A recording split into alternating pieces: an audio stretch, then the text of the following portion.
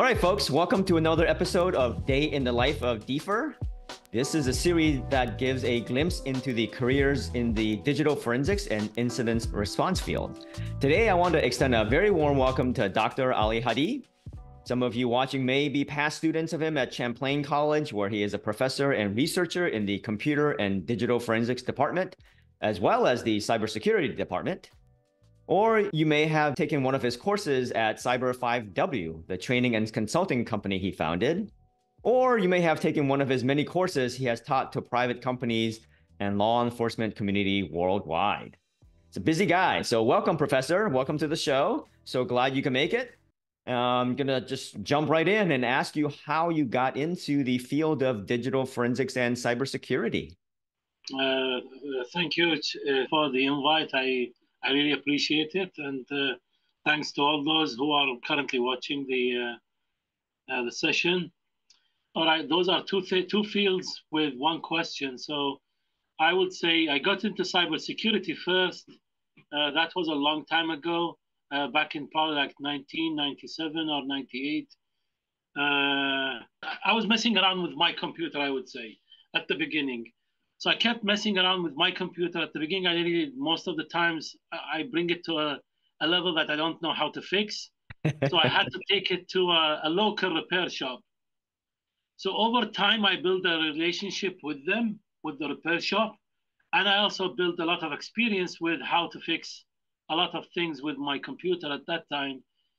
And then what happened is, like worldwide, they got hit with the Chernobyl virus, or the Chernobyl, it's called Chernobyl and also CIH.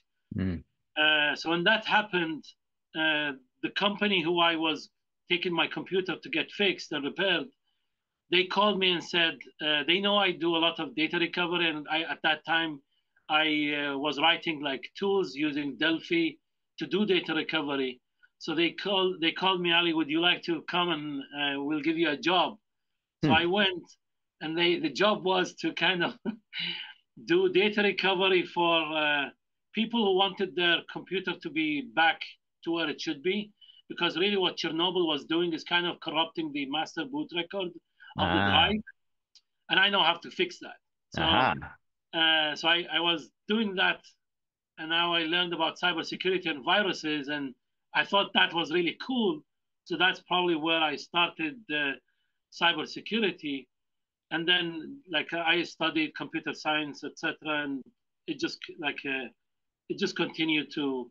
Even though I was computer science, still my mindset was still in cybersecurity. Even though later on I started to work as a system engineer, a Unix and Linux system engineer, my mindset was with cybersecurity and just continued. For DFIR, I would say I was asked. After I was teaching in a university, and then I was asked to come and teach a DFIR course for a university. They had a master program, and they wanted to. They were hiring kind of like they had an adjunct coming from another country to teach their DF course, and so they asked me, "Can you teach this course?" So I told them, "Can you show me what's the syllabus?" So they gave me the syllabus. And when I looked at it, it was really a lot of tasks that I already do in my, I already done, or it's tasks that I do in my kind of daily job, I would say. Yeah. So I said, yeah, I can do this. And that's probably where it started. That was probably like 12 years ago, maybe like 2010. Like that's even more than 12 years ago. Yeah, probably 2010, 2011. That's where it started. Yeah, it's interesting how you mentioned you actually understanding the master boot record and how to fix those things. A lot of people nowadays in digital forensics, they're supposed to have taken file system classes and understand the MBR, but a lot of people still don't. So that's how you got into the field. How did you get into teaching? That's a whole different field as well. Yeah, when I was working in as a security engineer, system engineer, the company I was working with, they used to have like a Red Hat training for our clients. So one time, what happened is our instructor was sick, and we had a training for a client. So my director told me, Ali, can you do this training? I was already like at that time probably like the Linux team lead. So he said, "Can you do the training?" And I said, "Yeah, I'll give it a try." And so I taught that class. And actually, the client came back and wanted me to teach more. And they were happy with the way I kind of taught the class. Nothing against my colleague who was sick, but I think it was just by coincidence I got to get that task. I got to do it. The client was happy. I felt also I loved it because I kind of when I was teaching, I can see in the people's eyes that I'm teaching that they are really learning something, and then now probably they will be able to go and apply it. So kind of even when I was working in the industry, I was teaching. I was so I started there. Then I started to teach my team as well, and then kind of even I just also became an with every company that I worked for, I still became an instructor. So whenever they had a class, I will do training. But then after that, I would say, for life reasons, uh, just don't want to go out of the topic for this interview, but probably for another time. For life reasons, I got an offer to work at the university. I was working in the industry, and then my father kind of encouraged me to take it. Uh, it wasn't really it wasn't really related to salary wise. My salary working in the industry was far better than being a professor. Yeah. But for other benefits, I would say my father told me to take the job. So I kind of transitioned from like the industry then to academia. And that was back in 2011, I would say. And then really just continued from there to working mostly in academia. I still work like probably on projects with the industry, but it's mostly be academic and research stuff. Yeah. So was your father a professor himself? Is that why he encouraged you Yeah, to? Oh, really? Okay. So he yeah, yeah. knew, hey, this is the secret that nobody knows. This is the greatest life ever. That's true. Yeah, he actually, if it wasn't for him, I wasn't interested in pursuing like a master or even a PhD. But he was the one that, hey, take a master. And then when I took the master, he kind of like, I don't know what to call it, he fooled me. So once I got that one, he said, now you're stuck in the middle. Yeah, that's right. You're neither with a bachelor, so you you kind of stand on that side, and you're neither a PhD holder, so now you're in the middle, and it's going to be difficult for you to go and get your PhD. So he kind of pushed me that way, and like I said, life had its own reasons to for me to accept. So I while I was doing my PhD, I was still working in the industry. Uh-huh. But yeah, he was a professor. He was probably one of those first professors back in the 1980s that had his computer science degree with artificial intelligence. Ah, okay. Uh, Yep. so he's in a different field, but yeah, he was the one behind all of this. So Yeah, all yeah. I kinds of actually I stories. remember when I was going to school in the mid '80s. That was actually a big boom in what back then was called artificial intelligence because of the DSP chips and all those signal processing type related things. But boy, it's nothing like what it is today. So Oh yeah, yeah, life has definitely changed quite a bit. yeah, yeah, true. Yeah. So as a professor, what some of the favorite classes you like to teach? There's a lot, but I would say definitely any class which is an OS related class, Okay. because I kind of know how to show students how to bridge the concepts in OS with anything related later. So if like the student is a cybersecurity student interested in cybersecurity, I can kind of help them understand where this will be useful and helpful to them, why they are learning OS. If they are a programmer as well, I can kind of show them how this all will help you, like with your efficiency in your programming, the details about how to write better programs as well. So OS is definitely going to be my first number one pick. Then after that, it's really going to be malware analysis, OS forensics, and probably threat hunting. Those are mostly the courses I prefer to teach. And I'm guessing since your background is Linux, that's probably your favorite OS. Oh yeah, yeah, yeah.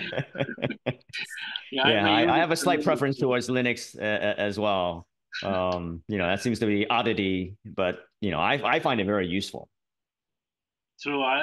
At the beginning, by the way, that's a funny thing is when I was doing my bachelor, my we had our OS class. The professor wanted us to use Unix.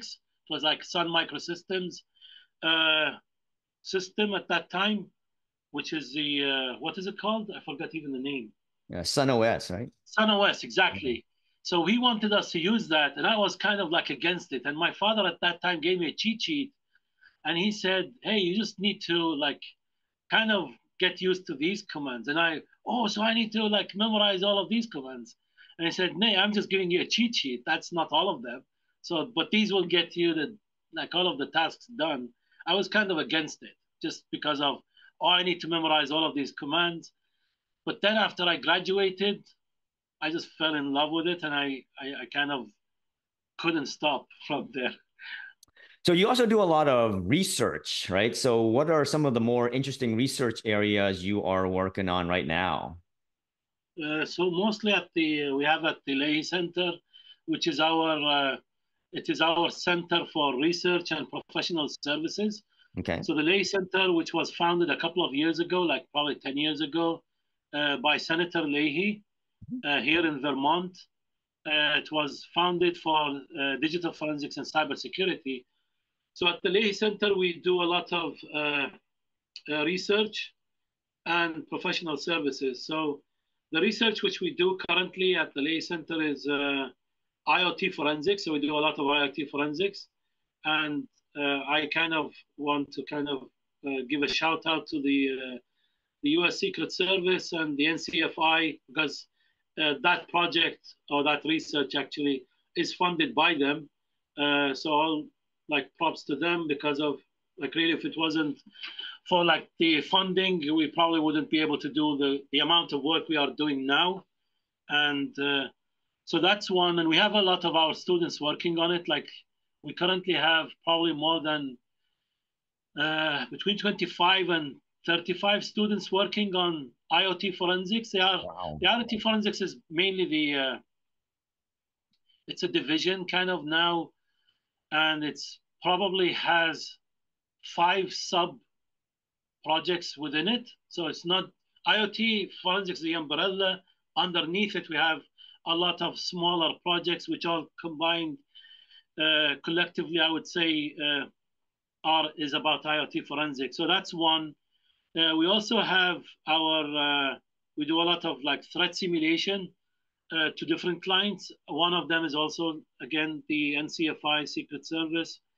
So threat simulations, we kind of look at different types of threats that industries are being hit with or targeted with, and we kind of simulate them for either for academic purposes or like educational purposes or learning purposes, regardless what, and also things like that. And also we have a lot of other kind of smaller projects like Linux forensics is a project also I work on myself. All of these are projects I work on myself or lead myself as well. So Linux forensics, Windows forensics, and also like I would say I like myself to write a lot of code. So I do like to write a lot of different malware for testing purposes or for my classes as well. So those are really the researches that I'm mainly doing. So actually, you kind of got me interested in the IoT now. You said there's like 5 sub areas. What are those areas? So just because it's under an NDA, so Okay, some no of problem. them I won't be able to kind of disclose. But a lot of what we do is kind of to understand our main mission is to kind of, if like a law enforcement officer goes into a crime scene, for example, and there's an IoT device, and in our homes today, these IoT devices are everywhere. Mm-hmm. How can I take advantage of that device to help me solve that crime scene? And how can I acquire that device? Where is that data stored? How can I collect it? So those are that's our mission with that project. We've probably by now investigated over probably more than 120 devices. And those devices are either devices which the folks we work with tell us we want these devices, so we go buy them and then we work on them, or we do some like research and study and see what are the most devices like people are buying and using at home. So that, because then the expectation, if someone has that device at home, we probably will, like a law enforcement officer will come to see it, and then they will need to know how to deal with that. So we kind of do that either based on research or really based on what they tell us to do, and then we kind of go buy the device, probably buy a couple of them, just because most of the times those devices end up being completely disassembled and destroyed. So that's really what we are doing. And then again, inside, just because the project started with probably like me and two students, that was probably like back in 2019. So it was us, three of us. And now we are talking about like probably between, again, 25 and 35, really depending on the semester and how many people apply for the project and the budget we have to hire the students to work with us. And the faculty, we have a lot of also faculty working on each sub-project. So it depends on the budget, depends on how many people apply, the faculty we have available, like the researchers and the faculty who are available.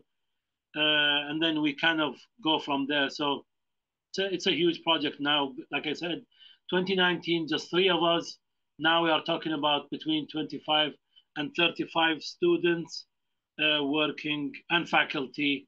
Like if combined, we talk about probably like 40 people working on that project. Yeah.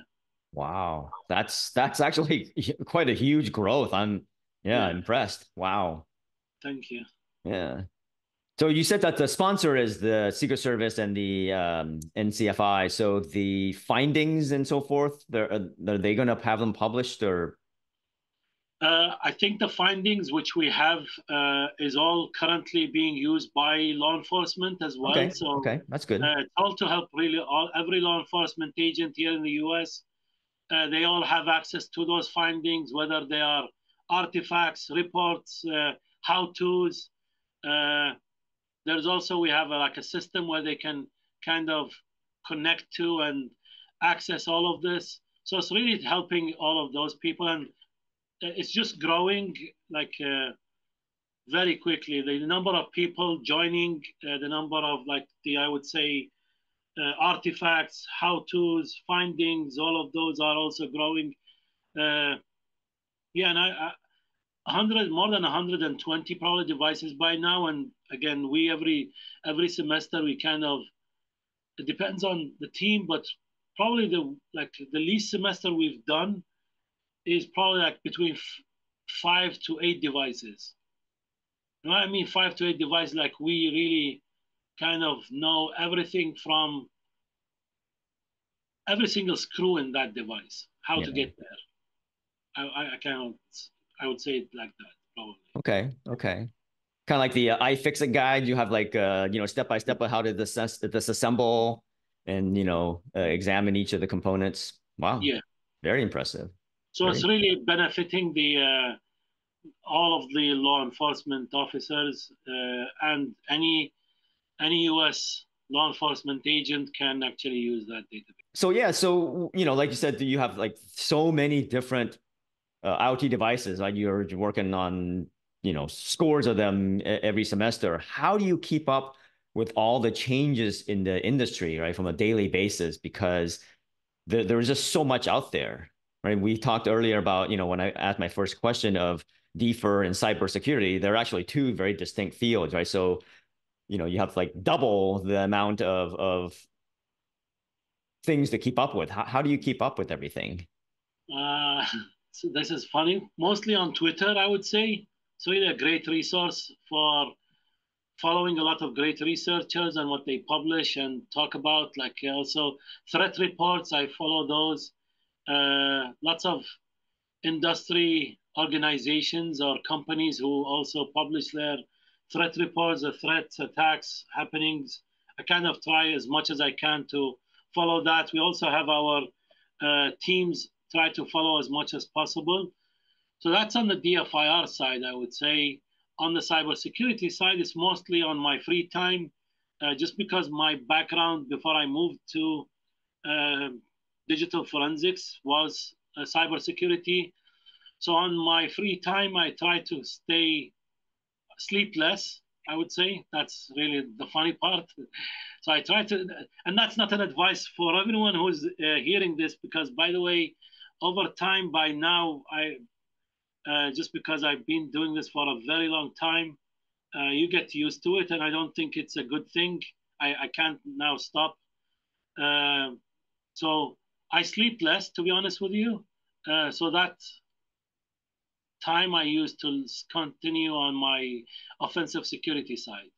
So continue to learn offensive security with my free time, which is really the free time is just taken away from instead of sleeping like a normal human being should be sleeping.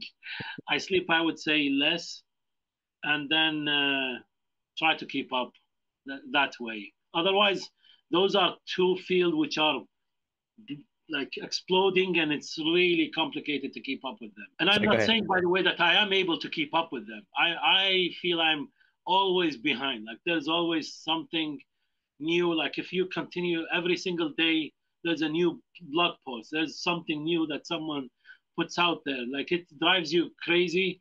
Just try to follow all of it, but I'll try as much as I can, and as much as my body can also take as well. So that's funny that you mentioned you don't sleep, because one of my questions I usually ask is what is the latest technology changes that's been keeping you up at night? But it just sounds like you just don't sleep anyway. So Yeah, that's probably my life, how it is. and then similar to the what we had talked about, so Twitter and threat reports. How about any favorite podcasts or YouTube channels that you find useful? YouTube, I would say usually if I want something, I will probably like be searching for it. So let's say how to fix this or how to do that, or how I would usually be searching for it. I don't want to say there are in particular. The way I kind of mostly follow things is using Feedly. Another way is so Feedly is a software or a tool, a website online where all you need to do is kind of drag a URL and throw it in there, and then it will kind of track things for you.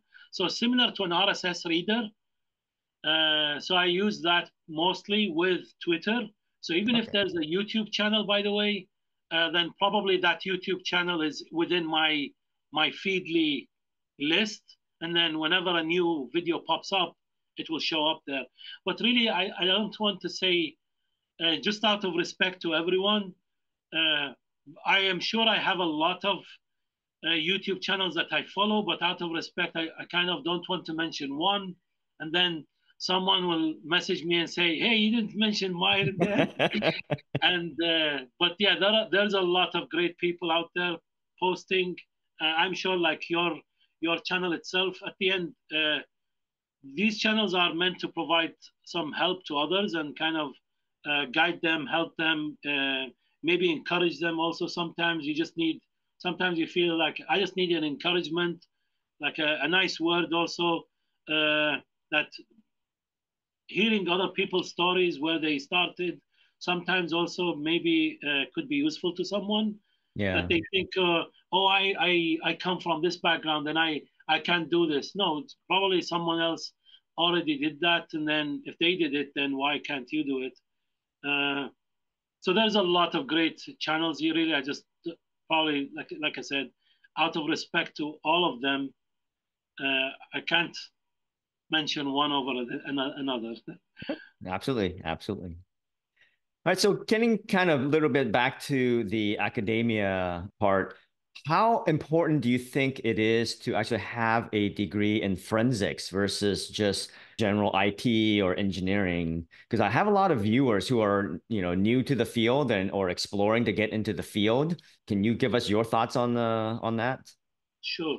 I would say it really will depend on the program. So there's a lot of programs that either they are not digital forensics, really, they are probably like a computer science program with a minor in digital forensics or a specialization in digital forensics. So they are good. They will get you somewhere and they will give you a lot of like good starting points. I hope they do, at least. Uh, but if you go to a specialized program like I would say the program we have at Champlain, we go from really knowing nothing to knowing a lot of things about how data is represented, how to think like an investigator. It's really not about the tools. We have probably every single tool out there. I don't want to say all of them. We do have probably most of them. When I mean most of them, I mean even the commercial tools like toolkits that are out there. We have probably most of them. Like if they are 10, I would say we have 8 of them. But we kind of don't tell our students which tool to use unless the goal of that assignment is kind of, I want you to learn how to use this tool. And those are very few assignments across the whole program. So the whole program itself is more about where is the data located? How can I find it? What can I find into it? And if I find this data, how can I make use of it? What does that mean? Like if Right. okay, you run a program and then you say, go look at the prefetch file. Just an example here. Go look at that. But what does that mean? How can I use it, for example, and connect the dots with, let's say, a log event? How can I combine those together? And then use the tool that you want. Really, we don't ask them again about a specific tool, but we mostly dive into from the basics, from like I said, uh, how data is represented on computers or on digital devices. Where is it found? Using like a hex editor, learning about all of the different data representation formats, and then just going up until we get into now we have even our just because of the program how much it evolved, we have even 2 malware classes. So we have one to talk about like the basics, which everyone should know, and then if you want to dive deeper into malware, to know about like reverse engineering and debugging and stuff like that. So it really depends on the program. So if the program is kind of just specialized in digital forensics, and I expect it to be like that, hopefully they don't focus on tools, focus mainly on how to find things, how to make a story out of their findings, which kind of helps to solve a case, and not about the tools. But if I go back to your other part of the question, is do I need a degree? I as a person, I would say that I don't want to be biased.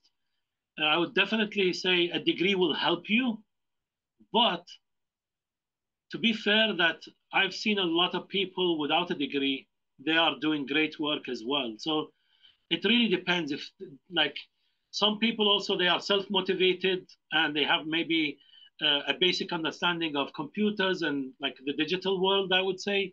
So they kind of build up their own experience and then just kind of from one to another, from case to case. Also, they gained a lot of experience. They might have a computer science degree. Some even I know a lot of people also don't have any kind of computer related degree, and they are really doing probably even better than me.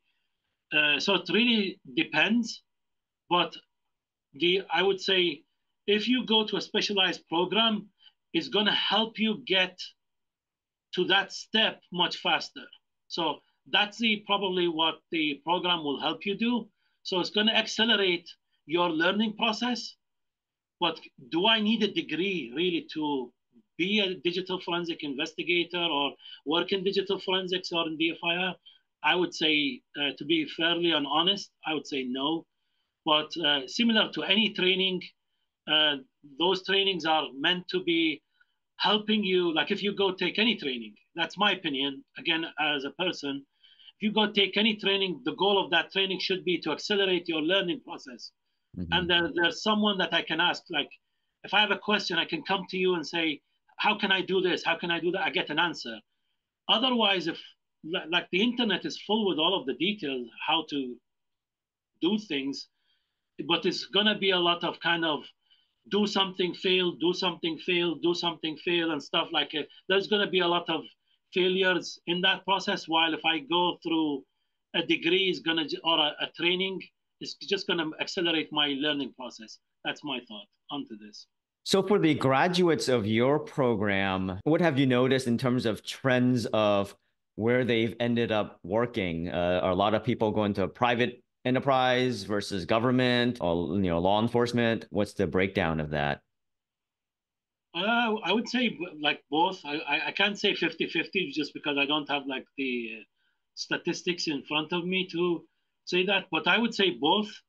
A lot of students probably like think that I should go to the private sector.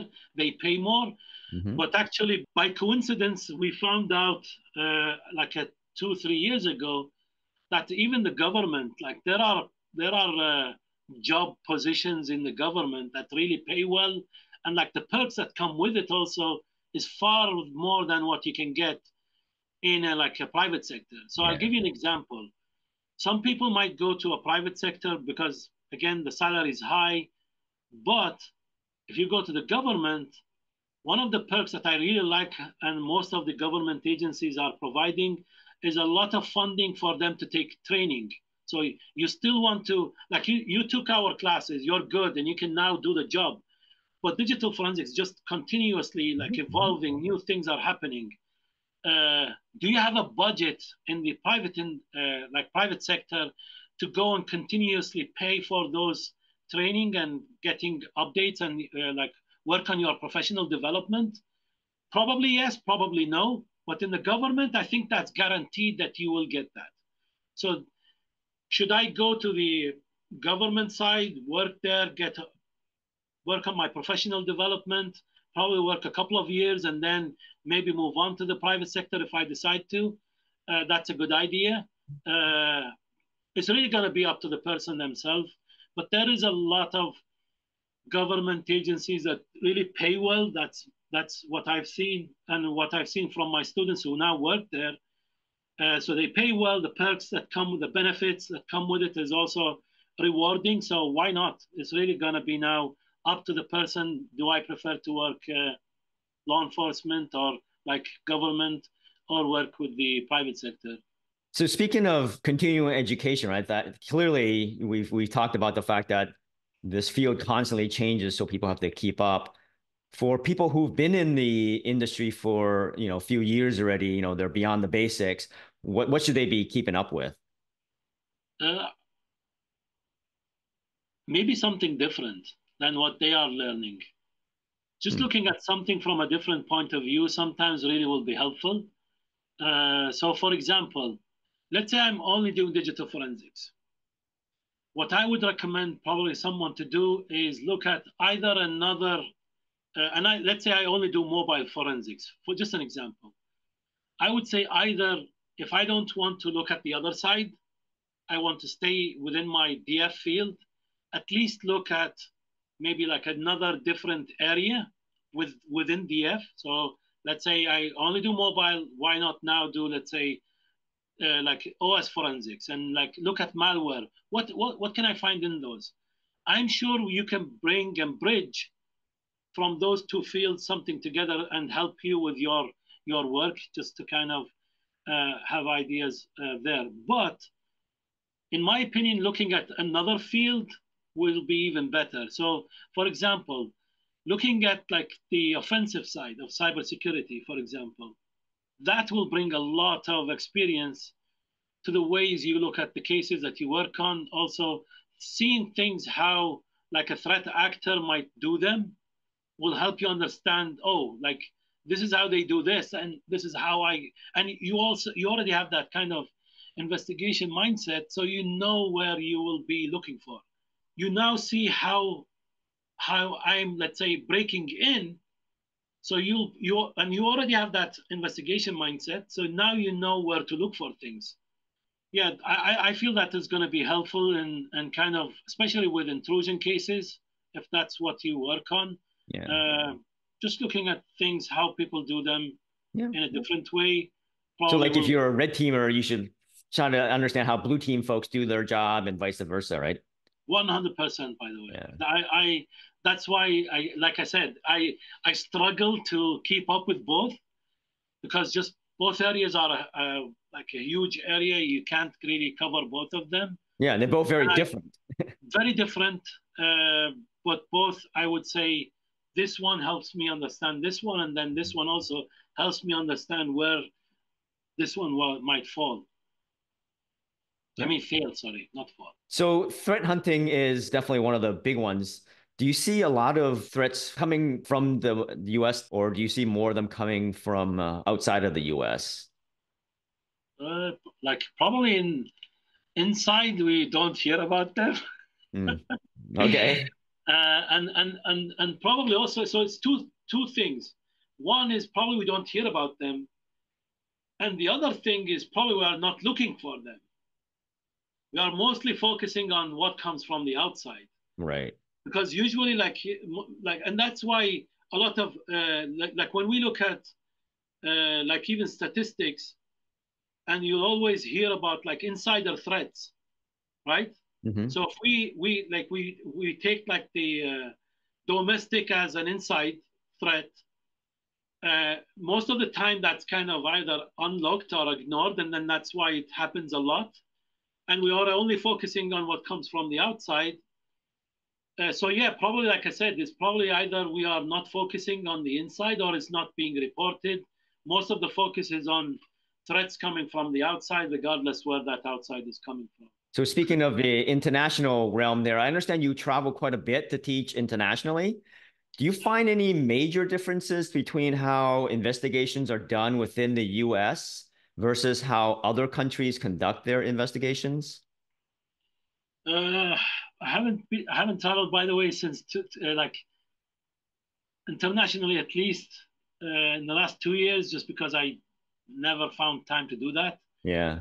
But before that, I would say the difference mostly is in the US.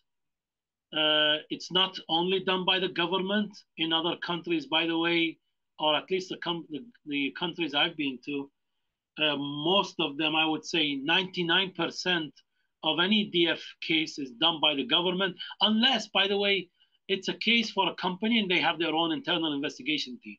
That's a different story. Right. But like something happens now, I can go hire an investigator and like I ask them to do investigations for me. Like as a, let's say I have my own business and something happens, I can go reach out to like any local company or any kind of company which was working in doing digital forensics here in the US and ask them to do the investigation. I don't need to go to probably like law enforcement and do that. But back in other countries that I've been to, I would say, like I said, probably like 99%, it's mainly by the government.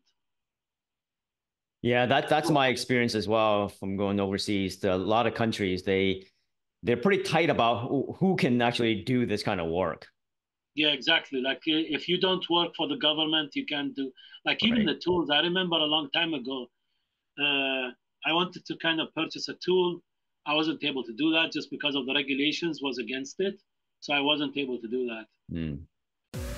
All right, it's the halftime show brought to you by Pepsi. We're now going to ask Ali a few questions not related to DFIR, just to get to know him a little better. First question, what is the travel destination that is on top of your bucket list? Okay, I want to go to Madrid. Madrid, beautiful. Yeah, so I want to go to Spain, Madrid. It's probably no hidden thing behind it. It's just I'm a real Madrid fan. Aha, there you go. I've been a fan for probably a very long time. And I just want to go there for like visit the city, attend a game or two, and come back. All right. Excellent. Okay. Next question. What was the last board game that you played? So before COVID, I would say, I know I did play even during COVID, but the one I would remember is probably, is there a game called Dungeons and Dragons? Oh, yeah. Okay. Yep, that counts. Okay. So what we do is, like before COVID, we used to do this, and then it's kind of stopped after. When the semester ends, the faculty will kind of group up. It's a really fun thing. The faculty will kind of group up, and we'll do one day of just board games. So I have a colleague with us here at the college. He has probably like more than 20 board games. So he brings all of them, and we just gather in like a big like room, or big, like I don't know where. We find a place, we just gather there, and then each group will play a board game. And I think that was the last game I played, like Dungeons and Dragons. I think that was for the last one. Okay. I'm sure there was another. Oh wait, no, there is another one. Sorry about that. It was Sherlock Holmes, one that you can. I found it. It's a card game, but it's about Sherlock Holmes. So you have to kind of.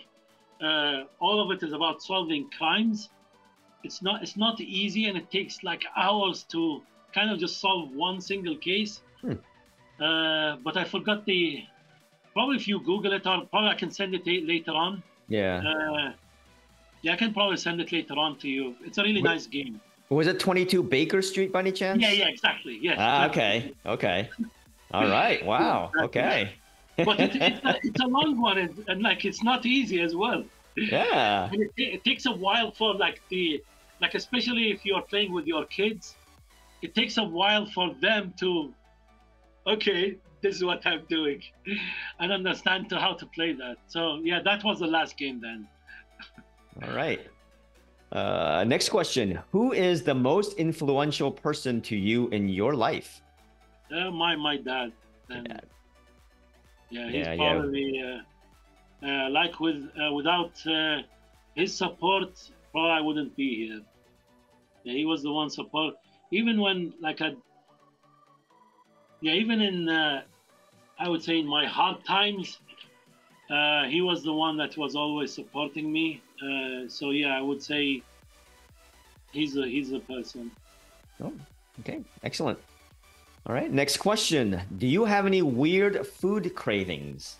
Is any snacks that you like that people would think, oh, that's weird? You know, like if you're French or something, you could eat chocolate covered ants or something like that. Ah, okay. Probably like I'm not sure if this is weird or not, but probably I like with scrambled eggs. I like honey or date syrup. One of those. That's unusual. Okay, that's definitely unusual. Why give it like in the past when it was first told to me, like like it was served to me. Oh no, I'm not gonna eat that. And then please just give it a try. And then when I tasted it, oh, that was delicious. And then now I really love it. Okay, now I got to go try that. Thanks for introducing me to something new. All right. All right. Next question. What is the most used app on your phone? Used app? The most used app on your phone. Probably like Twitter. Twitter? Okay. Yeah, probably Twitter. Or Gmail, probably one of those. Yeah, okay. So it sounds like you haven't taken to switching the name to X yet, huh? Or some people call it 10, Roman numeral 10. He can call it what he wants. It's gonna be Twitter. So I'm gonna switch gears a little bit and talk about your company, Cyber5W. I saw a recent announcement that you guys are going to be running the Capture the Flag Challenge for Techno Security Conference. So congrats on that. That's actually very exciting, and I can't wait because I love doing the CTFs that you and your students have put out for the last few years. So for the viewers who are not familiar with CTFs, can you tell us what they are and give us a preview of what we can expect for the Techno Security CTF?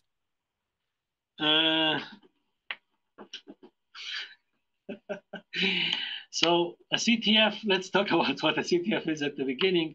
Capture the flag is kind of a competition that you will be like you'll be given a questions, and then you'll be given like a data set, and you're required to go do some analysis and like find answers for those questions. And usually it's like let's say a name, or it's probably like a file name, or let's say a registry entry, or like a path, or any kind of data that you can submit.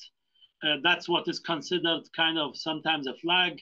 Sometimes in some competitions, the flag is kind of a flag like a hash or a value, and you need to submit that. In, I would say, most of the DF cases, especially, the flag really could be anything.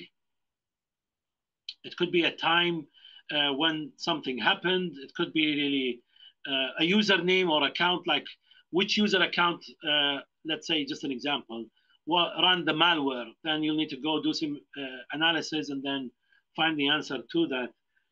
Yeah, definitely, that's probably what a basic idea of what capture the flag is.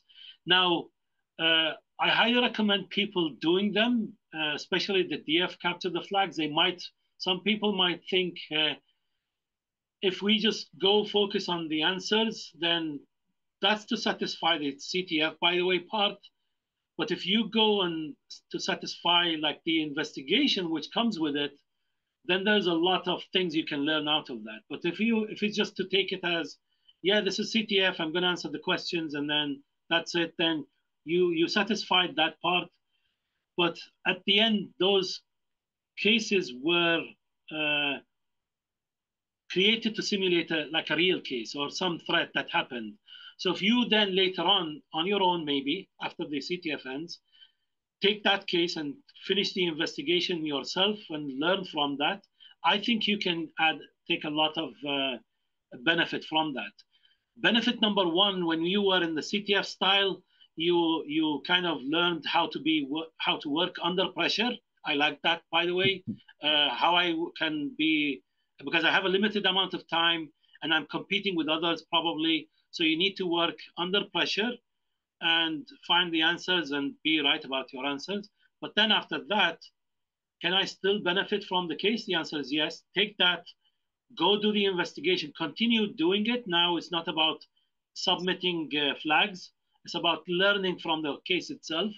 So I think you can take a lot of things out of that. Now for techno, yeah, we are very happy that the techno decided to award us, and it's really an honor for us to do that for them, especially it's their 25th anniversary. Oh. And this is their first CTF, so we need to make sure it's a good one. So that's pressure on us now to make a good one. But we really have a lot of experience with like whether Cyber 5 or the Leahy Center, because it's also done with collaboration with the Leahy Center. So over the years, we've done a lot of CTFs for different other conferences. So we think we will be able to pull a really good one in this one as well. Now, what to expect? Expect the unexpected here. There's going to be some things that are going to be new. That's what I could say. So yeah, expect the unexpected, and hopefully people will like it. Okay. Yeah. So just to echo what you said, is that actually I participate in a lot of these CTFs, and I'm very slow in when I do it. So I'm clearly not aiming to be one of the winners, but I take my time, and even after the CTF is over, I actually continue to try to solve and actually learn, because like you said, you guys actually spend a lot of time, building these things, and there's actually a lot of good learning elements in them. So I really, really enjoy them. So thanks for doing them. Yeah, you're welcome. Thank you also for working on them. Yeah, I think, like I said, people think it's just a CTF. If you do that, then yeah, it's just a CTF. But like yourself, taking it to the next level and really working the case, I think you can take a lot out of it. Yeah, absolutely. So any other upcoming projects you want to talk about from Cyber 5W or yourself personally or from Champlain? So on Cyber 5W, probably we recently started our Linux forensics training, just because there's a lot of I've been doing Linux forensics workshop for probably like the last 2 3 years for free at most of the DF conferences. So if you catch me there, you can come and attend one for free, or at least I don't get paid for them. I'm doing them for free. But probably like, even if you're paying, probably yeah. Wait, I think there was probably some conference you have to pay, but really it's a probably like $100 or $200, depending on. By the way, I know some it might 200 might be a lot for a student. So I'm sure if you're a student and you're listening to this, then probably reach out to the organization committee of the conference. I'm sure they have some ways to kind of help you get in, because all of them really is about helping others getting into this, and not really about the financial part is just to kind of continue running these conferences and supporting them. But I'm sure those conferences do have a way to support students and people who cannot really pay that fee. So if you want to get there, do that. Otherwise, like I said, I've been doing them for last 2 3 years by now.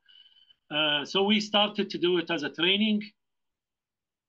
So there is that. We have the on-demand version, which is we are continuously it has a lot of content now. I would say by itself is a full course. You can learn from a lot about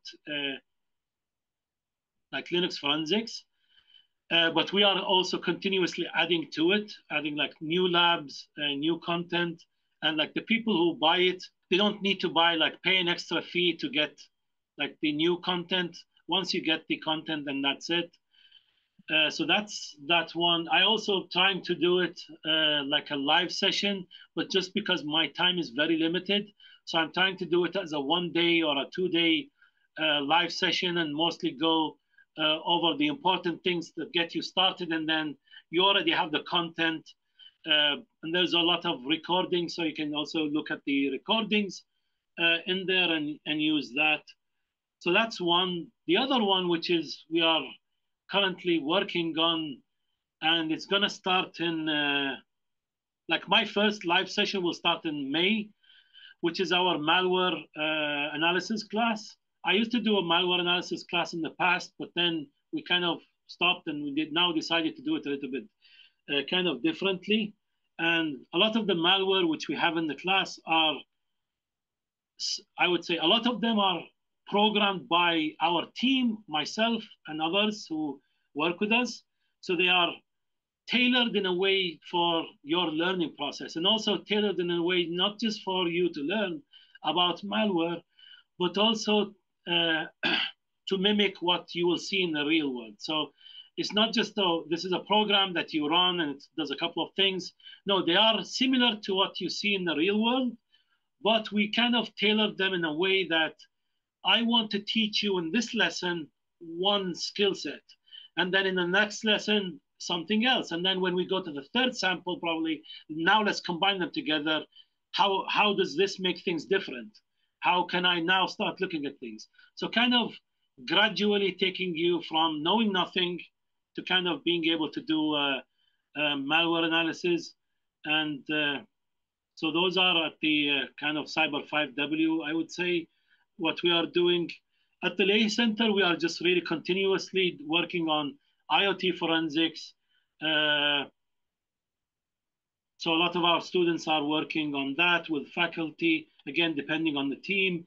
So a lot of IoT forensics. We are also doing a lot of threat simulations now. So we have a couple of teams divided into 2 teams.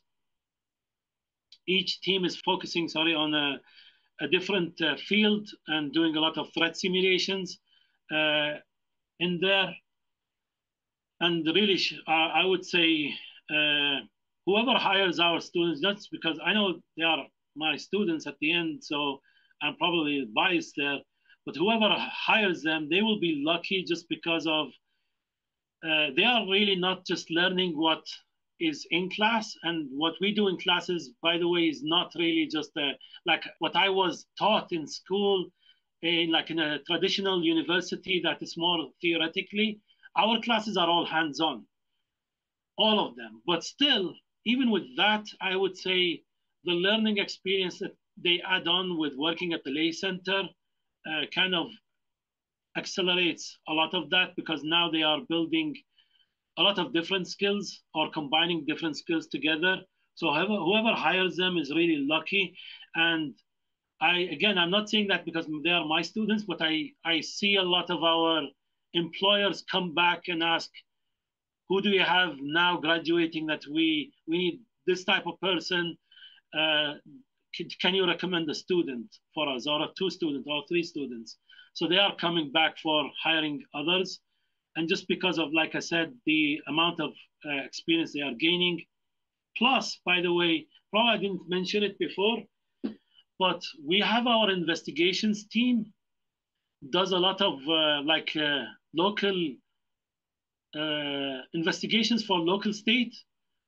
So, and a lot of that is pro bono. So a lot of people who can't afford to do pay for a company to do investigations, they come to us, and we are doing the investigations for them. Now, the people working on those investigations is mostly a couple of our faculty, staff, and then students work on them.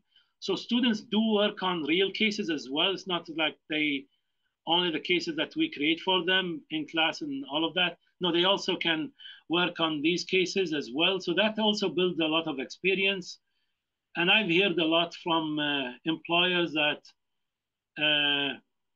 our students are industry ready just because of the amount of work that they've done, and they don't need to kind of go through some training process or some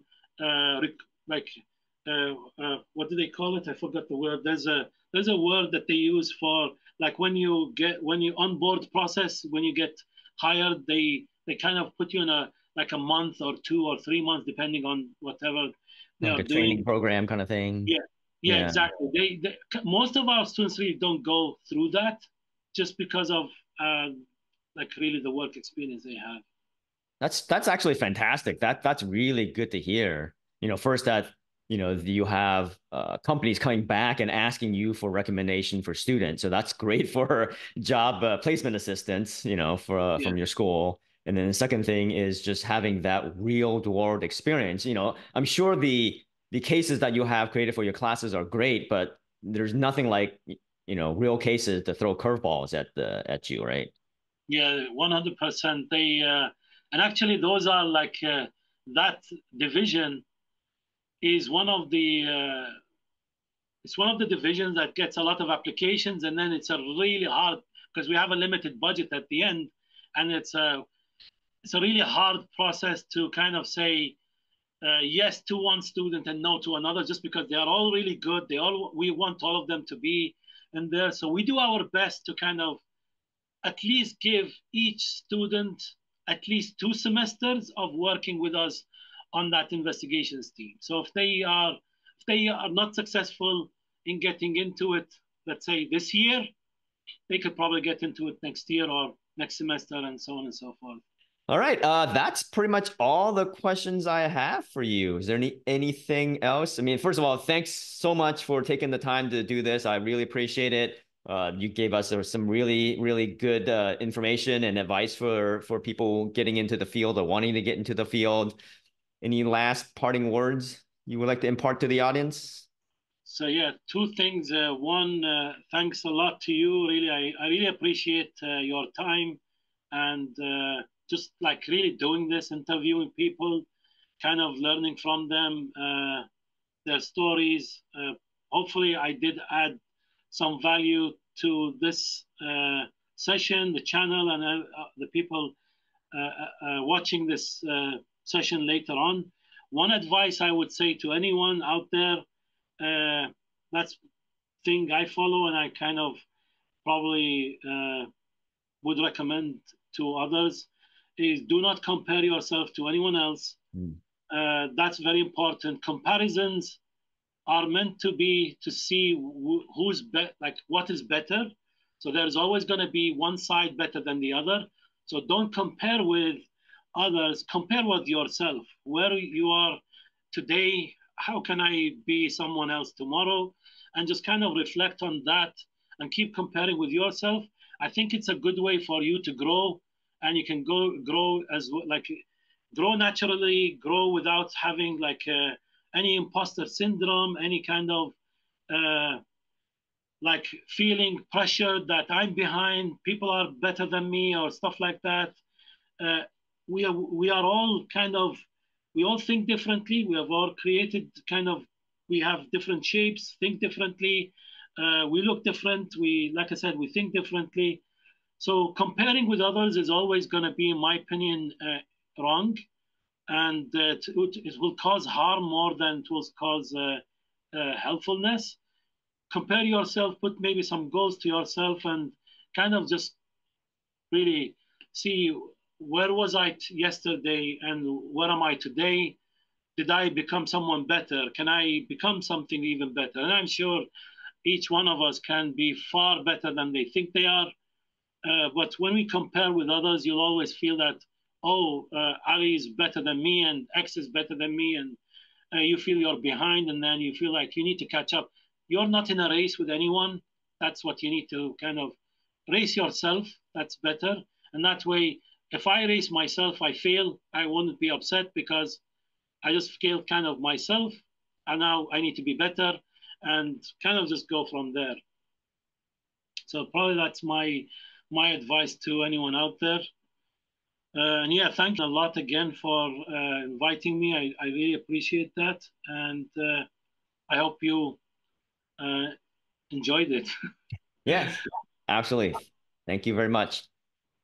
Make sure you subscribe to boost my ego. And you can watch this video here for another Day in the Life of DFIR series. Thanks for your time and happy hunting.